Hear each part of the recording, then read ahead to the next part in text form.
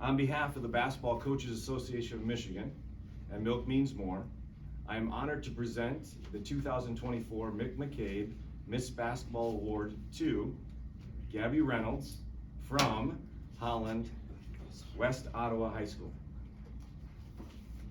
Congratulations. Thank you. You can clap, everybody.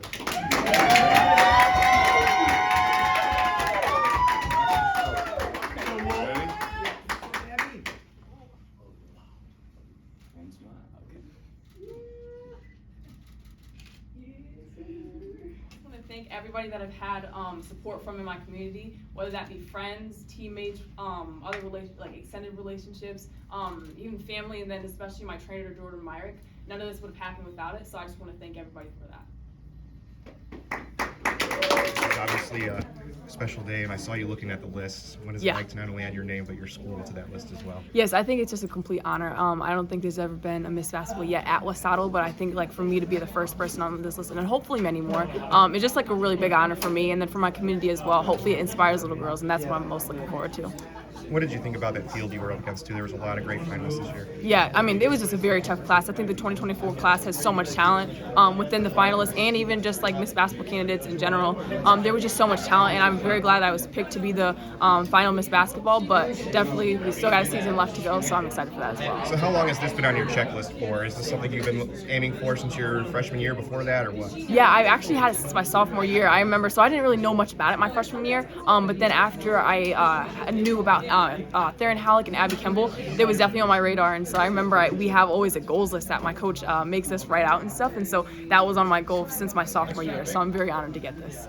And after Edison's streak of having 4 Miss Basketballs, it goes to the West Side last year. Talk about keeping it on that side, just the quality of basketball over there. Yes, I think the quality of basketball on the West Side is I think it's very underrated. I think that there's so much talent here, and obviously that was shown when the top 5, or there was 2 people on the top 5 list of Miss Basketball candidates that were on the West Side. So I think that the West Basketball, I think it's starting to really come up on the radar, and I hope that it continues to do so. Where you're averaging, around 30 points a game. I mean, talk about just what exactly helped you elevate to that type of level this year. Yeah, I think the type of coaching that I get from my coach Paul Chapman, I think he really gives me the green light.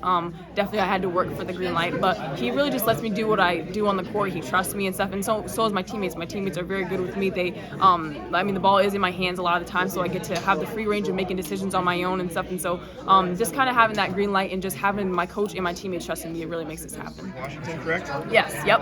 Talk about that decision and why you're happy with that. Yes, so I'm very happy with that decision. I don't think I could have been in a better place. The coaches, they have so much respect and love for me. I remember when I first got there, they had open arms for me. And then the city, I just loved the city. It was so diverse. It was so beautiful. I don't think I've been to a prettier city than that. And then also, the transfer portal it's a pretty big topic nowadays. There's thousands of kids that are going to it every single year, and it's only growing. But I remember when I went on my visit to George Washington, there was nobody that left George Washington, but there were people that transferred in. Even the seniors, the grad seniors, they came back for their 5th year. So I thought that spoke a lot about the program, and so that's why I chose it.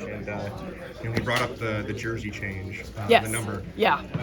Talk about the reasoning behind that, and why that happened in the middle of the season. Yeah. So I remember it was my freshman year that I came in and I wanted the number 1. I wanted the number 1 because the number 1 to me, it stands for being the best. You want to play like the best. When every time you step on the court, you want to play to the best of your abilities, and so that's what I wanted to have my sophomore year or my freshman year. But then he didn't have it, and so then I just stuck with number 5, I believe. The next year I changed to number 3 because it was the second lowest number. And then after that, I've just been number 3. So then halfway through this season, my coach got the number 1. Oh, he had the number 1 at the beginning of the season, but I didn't want to change it at that point. And so then halfway through the season, I wasn't hitting the mark where I wanted to be. I wasn't playing at my best, and so he just kind of came up with that idea. He was like, we're gonna switch to number 1. He was like, I don't care whether you like it or not. So he just forced me basically to have number 1. And so then after that, I just kind of I just went to a huge spurt of just really playing to my potential and stuff. And so that's what I did. But I'm very glad I changed to number 1.